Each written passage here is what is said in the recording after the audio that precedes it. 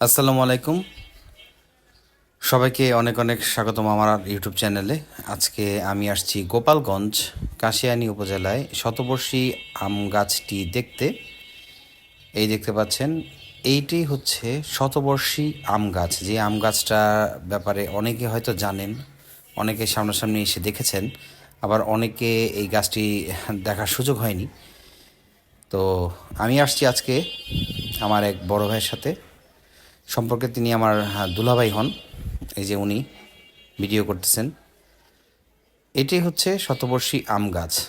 আম গাছটাকে দেখলেই মনে হয় যে আসলে ডালপালা এর যে বিচরণটা, মানে এর যে শাখা প্রশাখার যে বিচরণ, সেটা দেখলেই বোঝা যায় যে আসলে এর বয়সটা শতবর্ষ প্লাস হবে। গোপালগঞ্জে আমার আসা হয় আজ থেকে আরও প্রায় 10 বছর আগেই। এটা আমার বোনের শ্বশুরবাড়ি। সো এইখানে সেই সুবাদে তখন থেকে আমি দেখে আসতেছি এই গাছটা শতবর্ষী আম গাছ হিসেবেই নামকরণ এই জায়গাটার। আর এই জায়গার আশপাশে আচারের দোকান সহ ঝালমুড়ির দোকান, অনেক চার দোকান, অনেক দোকানই আছে টুকটাক। হালকা পাতলা কিছু ভাজা পোড়ার দোকানও আছে আর আশপাশে। আর এখানে আছে দেখেন যে বসার জায়গা। তো এই আম গাছে আসলে, মানে এই আম গাছটা দেখতে প্রায়ই অনেক প্রত্যক্ষদর্শী অনেকে আসে, অনেকে মানুষের ভিড় করে এই আম গাছটা দেখার জন্য। আর অনেকে দেখতে এসে যে এরকম এই ছোটো ভাইটার মতো গাছের মগডালে ওঠার চেষ্টা করে। এই হচ্ছে গাছ। এখন পর্যটক সংখ্যা অনেক কম, খুব কম মানুষ এখন বর্তমানে এই গাছটা আশপাশে আছে। কিন্তু আমরা এখন যে সময়টাতে আসছি, এটা যদি ভালো করে বুঝাইতে যাই, তাহলে এটা হবে আনুমানিক সময় দুপুর 3টা।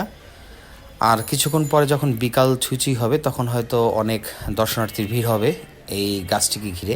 আর যে জিনিসটা দেখে কষ্ট লাগলো তা হলো যে গাছের কোনো না কোনো কাণ্ডে কারো না কারো নাম বা প্রেমিকার নাম খোদাই করা।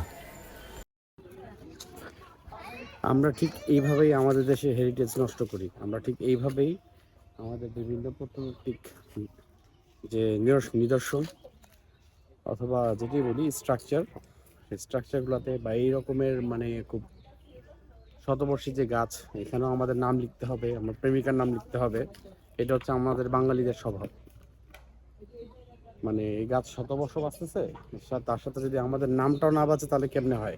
আমাদের নাম লিখতেই হবে, বাঙালির একটা স্বভাব। এটা পরিবর্তন হওয়া উচিত।